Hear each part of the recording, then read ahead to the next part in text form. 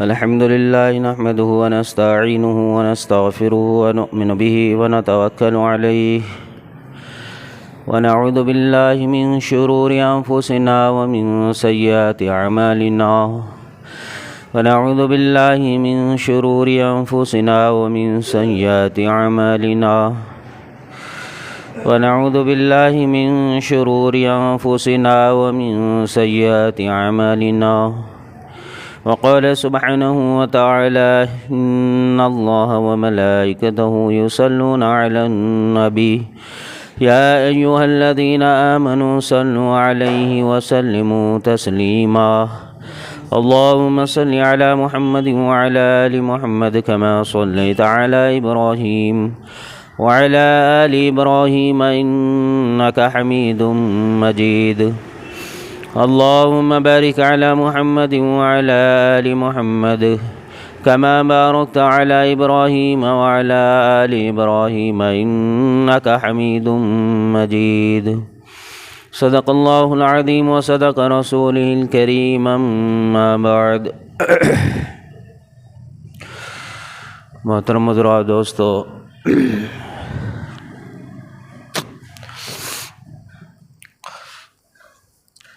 اللہ رب العالمین نے قرآن کریم کے اندر قرآن میں اللہ پاک نے 12 مہینوں کا ذکر کیا ہے، جس کے اندر اللہ رب العالمین نے 12 مہینوں کو مقرر کر اس میں سے 4 مہینوں کو اللہ نے خاص کر دیا ہے۔ قرآن کریم میں سورہ توبہ میں آیت نمبر 37 میں اللہ فرماتا ہے ان عدۃ الشہر عند اللہ 12 شہرا فی کتاب اللہ۔ اللہ رب العالمین فرماتے ہیں کہ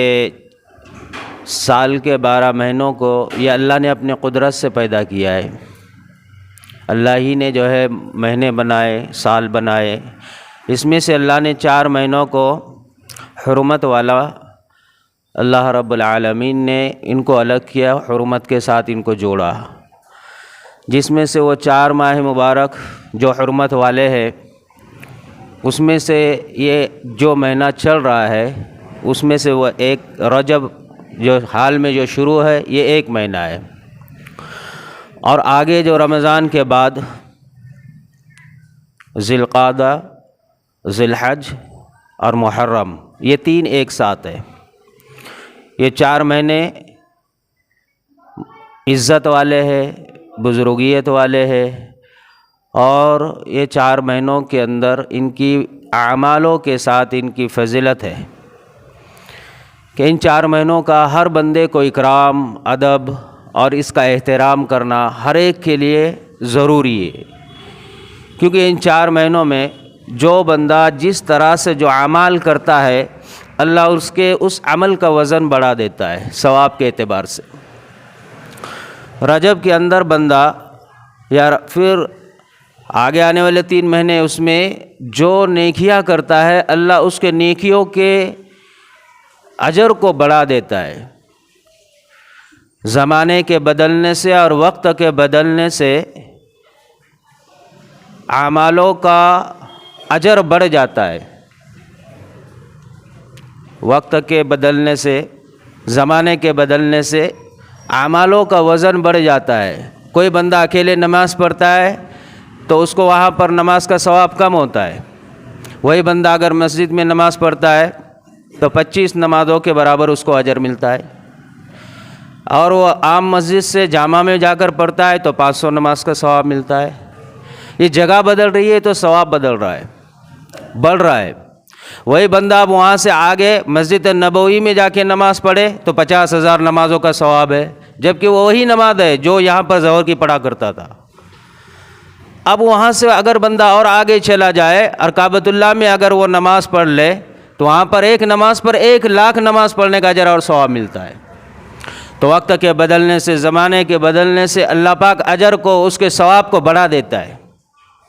ایسے اس ماہ مبارک کے علاوہ دوسرے ماہ مبارکوں میں جو عبادت کرتے ہیں بندے، اس میں جو اجر ہوتا ہے اس کے اعتبار سے اس کا اجر ہوتا ہے، لیکن وہی اعمال جب بندہ رجب میں کرتا ہے، وہی اعمال بندہ جب ذی القعدہ اور ذی الحج میں کرتا ہے اور محرم میں کرتا ہے تو اس کا اجر اور زیادہ بڑھا دیا جاتا ہے۔ اور یہ مخصوص مہینوں کے اندر اگر بندہ اعمالوں سے اپنا تعلق جوڑتا ہے تو اس کی برکت پر علماء فرماتے ہیں کہ یہ بندے کے لیے آئندہ پورے 8 مہینے پورے سال بھر کے لیے اس کو نیکی پر رہنا اور نیکی کرنا یہ اس کے لیے اللہ آسان کر دیتا ہے۔ ایک سب سے بڑا اجر ہے۔ کتنا انسان کے لیے اللہ کی طرف سے فضل ہے کہ اس کو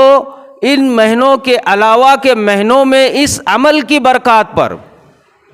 اللہ توفیق دیتا ہے نیکیوں کے کرنے کی۔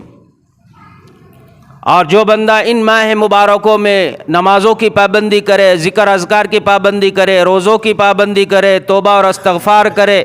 اور وہ عمل کرے جو کرنے کو کہا ہے، وہ عمل کرے جو سنت ہے، اور وہ عمل کرے جو اللہ اور اس کے رسول سے ثابت ہے، تو پھر وہ بندے کے اس عمل کی برکت پر اللہ پاک پورے سال بھر کے لیے اس کو توفیق دیتا ہے نیک اور صالح اعمال کرنے کی۔ تو یہ ماہ مبارک میں بندہ نیکیاں کرتا ہے تو نیکیوں کے قریب پورا سال گزرتا ہے، اور یہ بندہ یہ ماہ مبارک میں اگر برائی کرے، گناہ کرے، بدفعلی کرے، بد عملی کرے، بد کرداری کرے، بد اخلاقی کرے، اور اس میں وہ گناہ کرے جو معاشرے میں موجود ہے، تو پھر وہ باقی دنوں کے لیے بھی شیطان اس کو اچک لیتا ہے اور وہ گناہوں کے ساتھ اس کو جڑا ہوا رکھتا ہے۔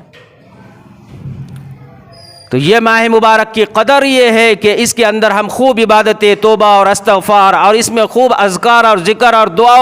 دعائیں، اور اس میں خصوصی طور سے روزے جو قضا ہے وہ، یا پھر ایسے ہی اس ماہ مبارک میں روزے رکھنا ہے، جتنے رکھ سکتے وہ رکھ لے اپنی بشاشت سے۔ نبی علیہ الصلوۃ والسلام کے بارے میں فرمایا گیا، حضرت ابن عباس رضی اللہ تعالیٰ عنہما فرماتے ہیں ہم نے نبی علیہ الصلوۃ والسلام کو دیکھا کہ وہ رجب کے اندر اتنے مسلسل سے روزے رکھتے تھے، اتنے روزے تسلسل کے ساتھ رکھتے تھے کہ گویا مجھے یہ لگتا تھا، یہ محسوس ہوتا تھا کہ اب روزے آپ چھوڑیں گے نہیں، پورے مکمل کر دیں گے۔ کبھی ایسا وقت آتا، اور پھر کبھی ایسا وقت آتا کہ ہم دیکھتے کہ نبی علیہ الصلوۃ والسلام رجب کے اندر روزے ہی نہیں رکھتے، ہمیں ایسا لگتا کہ پورا مہینہ چلا جائے گا لیکن نبی علیہ الصلوۃ والسلام روزے نہیں رکھ رہے۔ تو نبی علیہ السلام نے یہ دونوں چیزیں بتلائی کہ تم بشاشت کے ساتھ جتنے روزے رکھ سکتے ہو اتنے روزے رکھو، نہیں رکھ سکتے تو نہ رکھو۔ نبی علیہ الصلوۃ والسلام کے پاس ایک شخص آیا، اس نے کہا یا رسول اللہ آپ مجھے روزے رکھنے کا حکم کر دیجئے کیونکہ میرے اندر طاقت ہے۔ نبی علیہ السلام نے کہا مہینے میں 1 روزہ رکھو۔ اس نے کہا اور مجھے جو ہے آپ اجازت دو تاکہ میرے اندر رکھنے کی بشاشت ہے، طاقت ہے۔ کہا کہ پھر 2 رکھو۔ اس نے کہا یا رسول اللہ اور بڑھائیے۔ نبی علیہ السلام نے کہا کہ پھر ہر مہینے میں 3 روزے رکھو۔ اس نے کہا یا رسول اللہ مجھے اور روزے رکھنے کی طاقت ہے، مجھے آپ اور اجازت دیجئے۔ تو نبی علیہ السلام نے فرمایا کہ پھر رجب میں تم روزے رکھا کرو۔ تو رجب کے مہینے میں روزے کو رکھنے کے لیے کہا ہے کہ انسان رکھے، 3 روزے ایک ساتھ رکھے، پھر 3 روزے چھوڑ دے، پھر 3 رکھے، پھر چھوڑ دے، کنٹینیو بھی نہ رکھے اور پورا مہینہ چھوڑ بھی نہ دے، بلکہ اس میں روزے رکھو، اس میں اعمال اور اس کے نیکیوں کا وزن اور اجر اللہ کے پاس بڑھ جاتا ہے۔ اور یہ ان لوگوں کے لیے ہے، اللہ کے نبی صلی اللہ علیہ وسلم نے فرمایا ہے کہ وہ بندہ خوش قسمت ہے اور خوش نصیب ہے وہ بندہ جس کو اللہ عمر دے اور اس کی عمر طویل اور لمبی ہو جائے، اور وہ عمر اس کی طویل اور لمبی ہو اور وہ عمر میں وہ بندہ نیکیوں والے کام کرتے ہوئے اپنی عمر کے ساتھ میں چلتا رہے۔ تو فرمایا کہ یہ خوش نصیب ہے وہ بندہ جس کی عمر لمبی ہوتے جائے اور وہ اس میں وہ نیکیاں اور اچھے کام کرتے رہے۔ خوش نصیب کہا ہے اس عمر کو جس کو اللہ لمبی عمر دے اور وہ لمبی عمر اس کی نیکیوں کے ساتھ گزرے۔ خوش نصیب ہے وہ عمر انسانوں کی، وہ انسان خوش نصیب ہے جس کو لمبی عمر ملے اور وہ نیکیاں کرتے رہے۔ اور فرمایا کہ بد نصیب ہے وہ انسان جس کو اللہ زندگی دے اور اس کی عمر کٹتے جائے، عمر اس کی بڑھتے جائے اور وہ عمر اس کی برائیوں کے ساتھ گزرے۔ برائیوں کے ساتھ گزری ہوئی جس کی زندگی ہے گناہوں کے ساتھ جس کی زندگی گزر رہی ہے، بدعملیوں کے ساتھ جس کی زندگی گزر رہی ہے، بد نصیب کا ہے اس شخص کو جس کی زندگی گزر رہی ہے، لمبی زندگی مل رہی ہے، اللہ کی طرف سے فضل ہو رہا ہے، اس کو زندگی مل رہی ہے، سال در سال، سال در سال بڑھتے جا رہا ہے، لیکن فرمایا کہ وہ گناہوں کے ساتھ جڑا ہوا ہے تو بد نصیب ہے کا۔ اب ہم آپ خود اندازہ لگائے، ہماری عمر بڑھ رہی ہے تو کیا نیکیوں کے ساتھ ہے یا گناہوں کے ساتھ ہے، اعمالوں کے ساتھ ہے یا سنتوں کے ساتھ ہے، فرائضات کے ساتھ ہے یا نبی علیہ الصلوۃ والسلام کے طرز اسلام، دین اسلام کے ساتھ ہے، ہم خود اندازہ لگائے۔ اب ہم اگر ٹٹولیں گے، اپنے اعمال کی طرف دیکھ کر جانچیں گے، تھوڑا سا غور کر لیں گے تو خود بخود ہمارا ہی دل ہمیں اس پر جو ہے جواب دے دیں گا کہ تیری زندگی صبح سے شام اور پچھلی زندگی کے آج تک کی زندگی میں اتنے فرائضات ہے، اتنے نوافل ہے، اتنی سنتیں ہیں، اتنے خیرات اور صدقات اور اتنے روزے اور اتنی تلاوت ہے اور اتنے اللہ کے شکر گزار والے کلمات ہے، اتنے اذکار ہے، یہ خود اس کا دل دماغ اس کو گواہی دے گا۔ پھر ہم خود اندازہ لگا سکتے ہیں اگر اس کے مقابلے میں ہماری زندگی کے برائیاں کم ہے تو پھر خوش نصیب ہے جو اللہ نے ہمیں زندگی دی ہے، یہ اس اعتبار سے۔ اور اگر بدعملیہ ہے تو خود ہم فیصلہ کر لیں کہ پھر ہم بد نصیب ہے یا نہیں ہے، بدبخت ہے یا نہیں ہے۔ ہمیں چاہیے کہ ہم ماہ مبارک کی قدر کریں، اپنے زندگی کی قدر کریں، ماہ مبارک کی قدر کرے لیکن اپنے زندگی کی قدر کرے۔ یہ جو لمحے جو زندگیوں سے کٹ ہو رہے ہیں اور نکل رہے ہیں، اور صبح اور شام اور سال اور دن اور مہینے یہ جو زندگی سے نکل رہے ہیں، میرے بھائیوں یہ ہماری زندگی کو کاٹ کر ختم کر رہے ہیں، لہذا اب آگے ہمیں موت کے قریب قریب بڑھایا جا رہا ہے، قبر کے قریب، حشر کے قریب، حساب کے قریب، اللہ کے قریب، پل صراط کے قریب، اگر نیکیاں ہے تو جنت کے قریب اور برائیاں ہے تو جہنم کے قریب ہوتے جا رہے ہیں۔ ہم اپنے زندگی کا محاسبہ کر لے اور جو زندگی بچی ہوئی ہے اس میں یہ عہد اور یہ پیمان کر لے کہ آج سے جو ہے آگے کی زندگی کے لیے ہم زیادہ سے زیادہ اپنے زندگی کا وقت جو ہے اعمال صالحین پر لگائیں گے۔ یہ ماہ مبارک ہمیں جو ملا ہے اس میں اجر بڑھ جاتا ہے، فرائض پر بھی اجر ہے، نوافل پر بھی اجر ہے، سنتوں پر بھی اجر ہے، لیکن یہ ماہ مبارک جیسے مقدس مہینے کو ہم نے کچھ اور بنا دیا، خرافات مہینہ بنا دیا، رسومات والا مہینہ بنا دیا، بدعات والا مہینہ بنا دیا، اور اس میں نہ جانے کیا کیا کام اور کیسے کیسے برائیاں اور فحش بے حیائی والے اعمال جو نہ شریعت سے ہے، نہ احادیث سے ہے، نہ اللہ نے کہا ہے، نہ نبی علیہ الصلوۃ والسلام کا کوئی طرز ہے اس کے اندر۔ ہم نے اس میں خاص ایک عمل کو 22 رجب جو آ رہی ہے اس میں ہم نے ایک کنڈے کی عید کو جو عید کی شکل سے مناتے ہیں، نہ وہ عید ہے، نہ وہ کنڈے کا کوئی تہوار ہے، نہ کوئی وہ رسم ہے، بلکہ وہ تو ایک بدعت والا عمل ہے۔ شریعت میں، اسلام میں نئی چیز، نئی بات، نیا طرز اپنی طرف سے گھڑ کر لوگوں نے اس کو مشہور کیا اور آج ہم سب اس کے شکار ہو گئے ہوئے۔ اکثر لوگوں پر اللہ کا فضل ہوا، دعوت تبلیغ کے لائن سے ہو، علماءوں کے جو ہے تو صحبت میں ہونے سے ہو، یا ان کے اپنی نسل مدارسوں سے جوڑنے کی وجہ سے ہو، اللہ نے ان گھرانوں کی آج حفاظت کی ہے، اس میں سے وہ باہر آ گئے۔ لیکن آج بہت سارے گھر ایسے جو کنڈوں کے عید کو ایسا سمجھتے جیسا عید کا دن ہے۔ لیکن میرے بھائیوں یہ وہ عمل ہے جو جہنم میں لے جانے والا ہے، یہ وہ عمل ہے جو نبی علیہ الصلوۃ والسلام کے سامنے اپنا دین لے کر کھڑے ہونے والا عمل ہے کہ یہ میرا دین ہے، نبی علیہ السلام کا دین ہے نہیں کرنا تو میرا دین ہے کہ کرنا۔ یہ شیطانیت والا عمل ہے، یہ ہم سمجھتے ہیں کہ کوئی بات نہیں، ہم یہ سمجھتے ہیں کہ اس میں کوئی مسئلہ نہیں ہے، کھانا ہی تو کھانا ہے، کھیر پوریا تو بنانا ہے، کھانا بھی ہے کھلانا بھی ہے، لیکن میرے بھائیوں اپنے کمائیوں سے ہی کیوں نہ ہو، اگر ہم اس کو کھا رہے ہیں اور اس کو دین سمجھ کے کر رہے ہیں تو یہ عمل ہمارا بدعات ہے، اور بدعات کل بدعت ضلالہ، یہ سب کے سب گمراہی ہے، اور یہ سارے اعمال وہ ہے جو جہنم میں لے جانے والے ہیں۔ دین سمجھ کر آدمی وہ عمل جو اپنی عقل سے کرتا ہے وہ اگر شریعت سے ثابت نہیں ہے تو وہ ہرگز دین نہیں ہو سکتا، چاہے وہ کتنا ہی اچھا عمل کیوں نہ ہو۔ اور یہ عمل کے پیچھے تو ایک بغاوت ہے اور ایک صحابہ رسول کہ جو ہے تو دشمنی، دلوں میں بغض رکھنے والے لوگوں کا ایجاد کیا ہوا یہ عمل ہے۔ کنڈے، یہ شیعہ لوگوں کا کیا ہوا ایک عمل ہے۔ اس ماہ مبارک میں 22 رجب کو لوگ اس کو خصوصی طور سے مناتے ہیں۔ یہ ان لوگوں نے جو ہے اس عمل کو ایجاد کیا ہے، اور یہ ایک صحابی رسول کے حضرت امیر معاویہ رضی اللہ تعالی عنہ کے دشمنی، عداوت اور بغض پر انہوں نے، یہ شیعہ لوگوں نے اپنے گھروں میں ایجاد کیا ہوا عمل ہے، یہ دین نہیں ہے۔ اور اس کو ہمارے لیے جب ان کا راز فاش ہونے لگ گیا، لوگوں کے سامنے بات آنے کا ڈر اور پکڑے جانے کا ڈر جب ان کے دل میں آ گیا، تو انہوں نے اس کو امام جعفر صادق رحمۃ اللہ کے ساتھ اس کی نسبت کو جوڑ کر ہمیں بھی گمراہ کر دیا۔ شیطان وقت پر ایسے لوگوں کے ساتھ کھڑا ہوتا ہے اور راستے بتلاتا ہے، اور ان لوگوں کو گمراہ تو کرتا ہی کرتا ہے، لیکن ان کے نسلوں کو بھی گمراہ کرنے کے جو ہے تو فیصلے کرتا ہے۔ شیطان ایسا ہوتا ہے کہ انسان کو پہلے نیکیوں سے چھڑواتا ہے اور پھر گناہوں پر کھڑا کر دیتا ہے، اور پھر گناہ کو نیکی بتلا کر اس کے ساتھ میں وہ اس کو ہمت بھرتے رہتا ہے، یہاں تک کہ یہ بندہ برائی، فحش، بے حیائی اور عبادات کی جگہ بدعات کو یہ دین سمجھ کے کرتا ہے۔ یہ شیطان کا کارنامہ ہے، جس کو شیطان نے اچک لیا، یہ ان کے لیے بدعات کو یہ دین بنا دیتا ہے۔ امام جعفر صادق رحمۃ اللہ کا تو اس ماہ مبارک سے دور دور تک کوئی نسبت اور کوئی تعلق ہی نہیں ہے۔ اب اس میں 22 رجب کو کیا ہوا تھا؟ تو یہ 22 رجب کو حضرت امیر معاویہ رضی اللہ تعالیٰ عنہ شہید کر دیے گئے تھے۔ حضرت امیر معاویہ رضی اللہ تعالیٰ عنہ اس دنیا سے رخصت ہو گئے،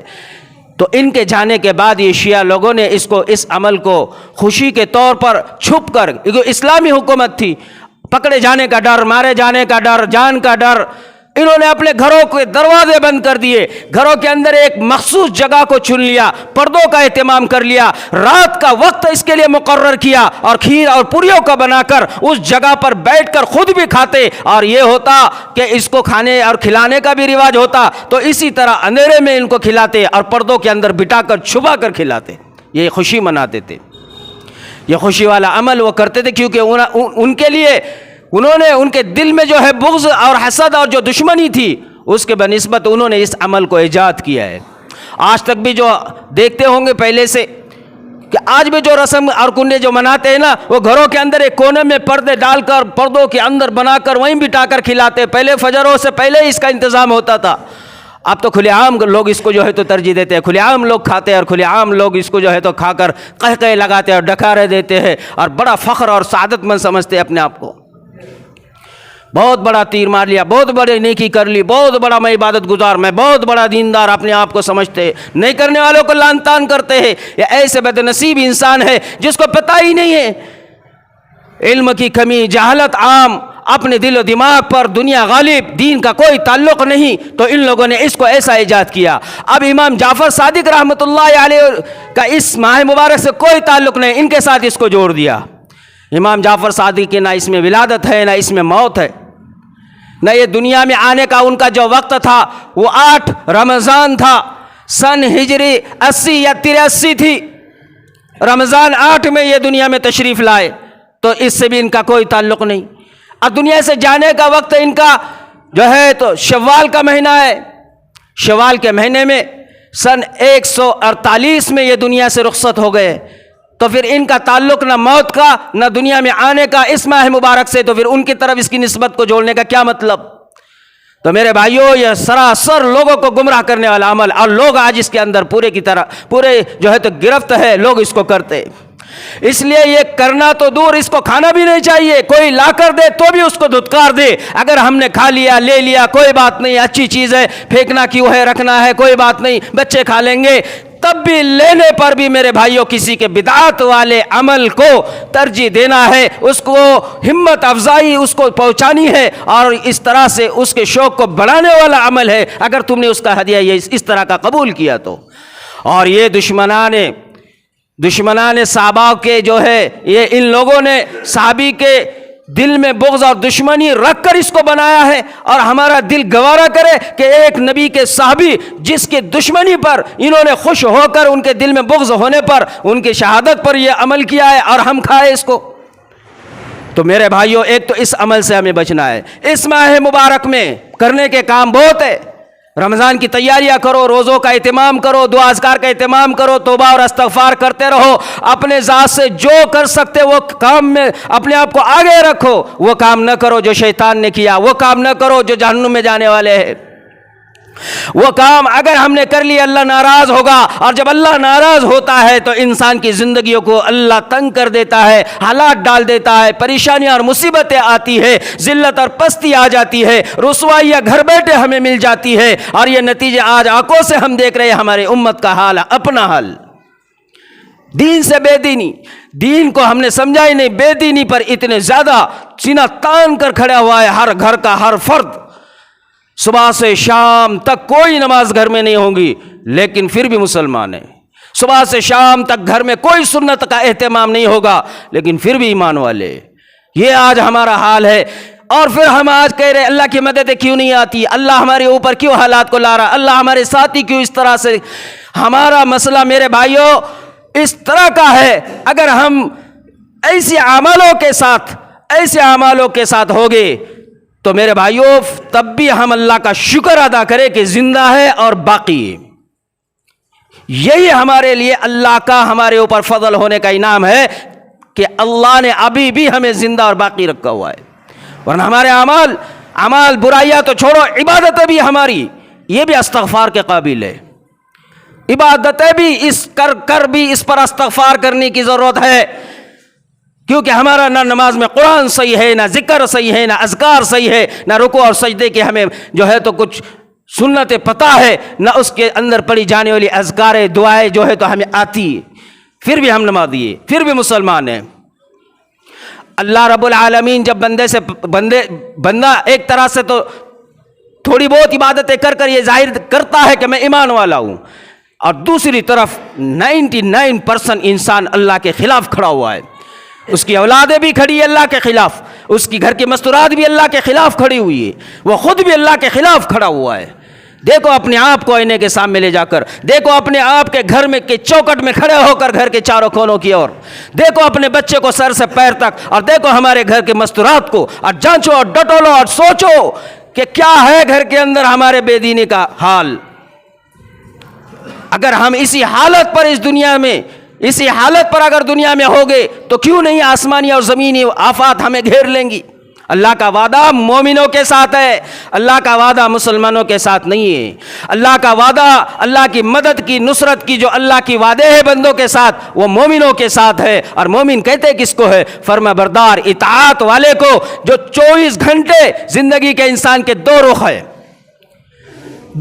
سکے کے دو رخ، ایسے انسان کے دو رخ ہے، ایک عبادت والا اور ایک باہر کی زندگی، ایک اعمال والی اور ایک دنیا کے کاموں والی۔ یہ دونوں پہلو ہمارے جب تک صحیح نہیں ہوگے تب تک ہم مومن نہیں کہلائیں گے۔ ہم نے ایک پہلو کو تو کسی حد تک ٹھیک ہے جڑا ہوا رکھتے اپنے آپ کو، لیکن دوسرے پہلو کی طرف ہم دیکھ لیں، سکے کا دوسرا رخ کیا ہے ہمارا، کاروبار کا ہو، گھر کا ہو، تجارت کا ہو، معاشرت کا ہو، اخلاقیات کا ہو، معاملات کا ہو، بچوں کے لائن سے ہو، گھر والوں کا اور رشتہ داری کا ہو، اور امت کے ساتھ کا حال ہو، اور نبی علیہ الصلوۃ والسلام کے دین کے ساتھ کیا انصافی کی ہم نے، اس کے ساتھ ہو۔ اب یہ دونوں رخ اگر ہمارے صحیح نہیں ہوگے تب تک ہم مومن نہیں ہوگے۔ ہم نے ایک سکے کا ایک چہرہ اگر ہم نے کتنا ہی اچھا چمکا دیا، اور دوسرا اگر ہمارا باہر کی زندگی والا اگر وہاں پر وہ چیز ہے ہی نہیں جو اللہ کو مطلوب اور نبی علیہ السلام نے بتائی ہے، میرے بھائیوں پوری زندگی بھر دوسرے رخ پر ہم محنت کریں، کامیابیاں نصیب نہیں ہوگی تب تک جب تک دوسرا سکے کا چہرہ ہمارا صحیح نہ ہو جائے۔ اور وہ چہرہ صحیح ہوگا علماء کی صحبت میں، دین کی نسبت پر، دین کے ساتھ جڑ کر رہنے پر، اور اللہ والوں کے ساتھ رہنے پر، اور دینی کام اور مجالس کے ساتھ اپنے آپ کو جوڑنے پر، اپنی نسل کو جوڑنے پر عبادتیں صحیح ہوگی۔ وہاں دوسری طرف دعوت و تبلیغ سے جڑ کر ہو، یا پھر اپنے مقامی محنت میں ہو، یا مکاتب اور مدارس کے ساتھ جڑ کر اپنے اعمال کو صحیح اگر وہاں کیا تو یہاں دوسرے والے رخ میں اعمال صحیح نظر آئیں گے۔ ہم گھر سے سیدھا دوسرے رخ کی طرف آتے، کاروبار سے سیدھا وہاں پر ہماری زندگی اپنے اہل و عیال اور اپنے اسباب اور دنیا کے شعبوں سے جڑی، اور دوسرا رخ سیدھا عبادتوں سے جڑا جو جڑنا چاہیے تھا، مکاتب سے، علم سے، علماء سے، اللہ کے راستے میں نکلنے سے۔ یہاں پر ہمارا کوئی کنیکشن، کوئی تعلق نہیں ہے، تو وہاں سے نکل کر چاہے تہجد کو آئے، وہاں سے نکل کر چاہے رات بھر مسجد میں آ کر نمازیں پڑھے، اگر اس میں علم نہیں ہے، اس میں اگر قرآن صحیح نہیں ہے تو ہمارے اعمال کسی کام کے نہیں ہیں، کسی کام کے نہیں ہے۔ ہمارا تعلق، ہم ایسے آئے नेक शोबे से जुड़कर और नेक लोगों और इल्म वालों से जुड़कर हम इबादतों के लिए अब अपने आप को आगे बढ़ाएं, तब हमारा दूसरा रुख जो होगा वह सही होगा। इस माह मुबारक में रजब के अंदर अल्लाह के हबीब सल्लल्लाहु अलैहि वसल्लम ने फरमाया कि तुम्हारे लिए ज़रूरी क्या है, तुम्हारे लिए इस माह मुबारक में है कि तुम नेकियों से जुड़कर रहो, अमलों से जुड़कर रहो। आगे 4 महीने के अलावा दूसरे पूरे साल तक अल्लाह कह रहा है कि तुम्हारी ज़िंदगी को अल्लाह बदल देगा। नेकियों के साथ जोड़ने का अल्लाह फैसला भी करेंगे, अल्लाह तौफीक भी दे देगा। अगर हमने वो नहीं किया तो मेरे भाइयों फिर हमारी ज़िंदगी के बारे में जो अल्लाह के हबीब ने फरमाया, बदनसीब है वह इंसान जिसको लंबी उम्र मिले और गुनाहों के साथ चले, और खुश नसीब है वह इंसान जिसको लंबी उम्र मिले और वो नेकियों के साथ चले।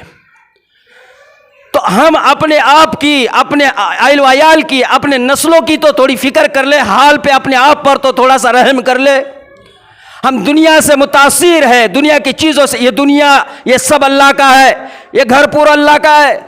यहाँ पर सारे बड़े बड़े तुर्रम खा कर चले गए, उन्होंने बगावतें की तो अल्लाह ने उनका अंजाम क्या कर दिया वो भी देख लिया। और नेकर अल्लाह वाले आए, अल्लाह रब्बुल आलमीन ने उन्हें भी हुकूमत और कायनात ये दे दी, अल्लाह ने उनके साथ भी क्या कर दिया वो भी देख लिया। अच्छों को भी दुनिया मिली और बुरे बदतर इंसानों को भी दुनिया मिली, अल्लाह ने फिर उनसे भी ले लिया, इनसे भी ले लिया। आज जो है, जो सारे दुनिया में तहलका मचा रहे हैं, हम उनसे मुतासिर ना हो, हम अल्लाह के ताकत और कुदरत से मुतासिर होकर अल्लाह के साथ जुड़ने के लिए अपने आप को आगे रखे। हमने अल्लाह के साथ अपने आप को आगे रखा, अल्लाह से ताल्लुक जुड़ा, नबी के दीन से ताल्लुक जुड़ा, तो मेरे भाइयों फिर हमारी ज़िंदगी खुशहाल बनेगी। मछली को देखा है, पानी के अंदर मछली होती है ना, तभी उसको सुकून मिलता है। जब तक वह पानी में रहती है तब तक वह खुशहाल है, सुकून में है, इत्मीनान में। ये मोमिन भी इसी तरह, जब तक दीन उसके जिंदगी में है, अमाल सालिहीन उसके जिंदगी में है, सुन्नत और शरीयत से ये जुड़ा हुआ है, अल्लाह और उसके रसूल के हुक्म पर खड़ा है, तब तक ये भी मोमिन भी इत्मीनान और सुकून में है। जहां मछली पानी से बाहर निकल जाती है, जहां मछली को पानी के बाहर निकाला जाता है, जैसे वो तड़पती है और जैसे वो घबराती है और जैसे वो बेचैन होती है, ये इसलिए बेचैन होती है क्योंकि पानी से उसका ताल्लुक टूट गया, पानी से उसकी निस्बत टूट गई, अब ये तड़प रही है, परेशान है, बेचैन है। ठीक ऐसी ईमान वाला जब दीन को छोड़ता है, अमाल को छोड़ता है, सुन्नत नबवी को छोड़ता है, अल्लाह के हुक्म को तोड़ता है और अपना ताल्लुक शरीयत से दूर कर देता है, तो फिर अल्लाह इसकी ज़िंदगी मछली जैसी कर देता है। ये जहाँ भी जाए परेशान, घर में जाए परेशान, मस्जिद में आए परेशान, वो बेचैन है। मस्जिद में भी मछली की तरह तड़पेगा, कब बाहर भागू। कुरान नहीं पढ़ सकता, पढ़ने आता तो भी पढ़ने के लिए टाइम नहीं मिलता। टाइम का मसला नहीं है, तो पढ़ ही नहीं सकता, टाइम क्या बात है, पढ़ ही नहीं सकता तू, क्योंकि दुनिया दिल में, गंदगी दिल के अंदर है, दुनिया की हिर्स तमा लालच दिल के अंदर है, तो कुरान पढ़ने आता तो भी नहीं पढ़ सकता। टाइम नहीं, टाइम ये तो एक बहाना है बचने का, उज़्र है ये तो अपने आप को बचाने का। अमाल क्यों नहीं करते, टाइम नहीं, नेकियां क्यों नहीं करते, ये सब उज़्र है, ये कर ही नहीं सकता क्योंकि उसके दिल में सुकून ही नहीं है, लज्जत ही नहीं है। ये अमाल कहाँ से करेगा जबकि उसके दिल ने उसकी अमालों की लज्जत को चखा ही नहीं है। ये मछली की तरह तड़पता है, नेकियां करते हुए भी तड़पेगा, नमाजें पढ़ते हुए भी तड़पेगा, कब भागूं, कब निकलूं, कब जाऊं, ये दिल में ख्याल, और अच्छे काम और खैर की तरफ अपने आप को कहीं गलती से भी बढ़ा दिया, वहाँ से भाग जाएगा, कहीं पर भी नेकियों से अपने आप को आगे जोड़कर बाकी नहीं रखेगा, क्योंकि दिल बेचैन है, दिल के अंदर वसाविस है, परेशान है, इत्मीनान नहीं है, कल्ब में नहीं है, दिमाग में नहीं है, सोच में नहीं है। ये हमारे ऊपर एक तरह का ये अजाब है, इंसान को बेचैन कर देना, तड़पना, जैसा वो मछली के लिए अजाब है, उसके लिए ज़िंदगी के लिए, कि वो बाहर पानी में, उसकी ज़िंदगी वहाँ नहीं है। यही मछली अगर लौट कर फिर दोबारा पानी में चले जाए, तो यही मछली जो तड़प रही थी, परेशान हो रही थी, अभी जो है तो उछल रही थी, कूद रही थी, जबकि सूरज है, हवा है, ज़मीन है, सारी चीज़ें हैं, लेकिन सिर्फ और सिर्फ जो नहीं है, तो फरमाया कि पानी नहीं है। तो पानी में वापस अगर ये चले जाए तो फिर ये जो गोता लगाएगी, ऊपर पानी, नीचे पानी, दाएं पानी, बाएं पानी, सब तरफ से पानी पानी है। तो मेरे भाइयों, इसको क्या खूब फरमाया है قاضی ثناء اللہ پانی پت رحمۃ اللہ علیہ کہتے کہ جیسی پانی والی مچھلی کی زندگی جو ہے خوشحال ہوتی ہے، سکون والی ہوتی ہے پانی میں جانے کے بعد، ایمان والا بھی اگر باہر پریشان ہے، نیندوں سے نیند نہیں آتی، کاروبار سے روزیوں میں برکت نہیں، گھر والوں سے نافرمان ہے، بیوی سے جو اطاعت گزار نہیں ہے، اولاد سے جو نافرمان ہے، کاروبار اور تجارتوں سے جو نفع ہی نہیں ہے، نقصان ہی نقصان ہے، اپنے آپ سے جسم میں بیماریاں، اپنے آپ سے ہر طرح سے ٹینشن ہے، دل اور دماغ ہر وقت کنٹرول سے باہر، اگر اس طرح کے دنیا کے تمام آفات جو اس کے اور اہل ویال پر آئے ہوئے جو اس کو نظر آ رہے، جو تڑپا رہے، جو پریشان کر رہے، جو بے چین کر رہے، جو ہر وقت تڑپ کر یہ انسان نہ سوتا ہے نہ کھاتا ہے، تھکتا ہے، دوڑتا ہے، بھاگتا ہے، خالی ہاتھ لوٹ کر گھر آتا ہے، ایسے بندوں کے لیے کیا کہا ہے؟ کہا کہ وہ مچھلی جیسا راستہ اختیار کر لو۔ مچھلی نے جیسا واپس اپنے آپ کو پانی میں لے کر چلے گئی اور پھر خوشحال ہو گئی، سکون والی ہو گئی، راحت مل گئی، چین مل گیا، سکون آ گیا، تم بھی ایسی ہی دنیا کے ان ساری اشیاء سے منہ موڑ کر اللہ اور اس کے رسول کے دین میں گوتا لگا دو، شریعت کے ساتھ اپنے آپ کو جوڑ کر شریعت کو اپنے جسم پر اوڑھو، ہر طرف گھر میں بھی، کاروبار میں بھی، اپنے آپ میں بھی، سر سے پیر تک اور جہاں جہاں تک جو چیزوں سے نسبت ہے اس میں سنتوں کو خوب پیدا کرو، خوب ایجاد کرو۔ جب یہ ساری اشیاء ہوگی ہر وقت پھر ذکر کرو، تلاوت کرو، سجدے کرو، اللہ کے سامنے توبہ اور استغفار کرو۔ یہ سب اعمال جب تم کرنے لگ جاؤ گے، جیسا مچھلی کو وہاں راحت ملی، اللہ کے دین کی طرف آنے پر اللہ بھی تمہیں ویسی ہی سکون دے گا۔ الا بذکر اللہ تطمئن القلوب کا ہے، یہاں پر ہے اطمینان۔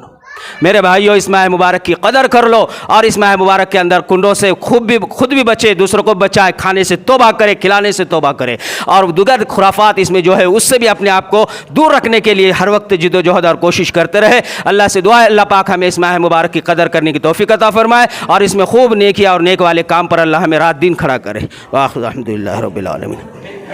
استغفر اللہ من کل ذنب۔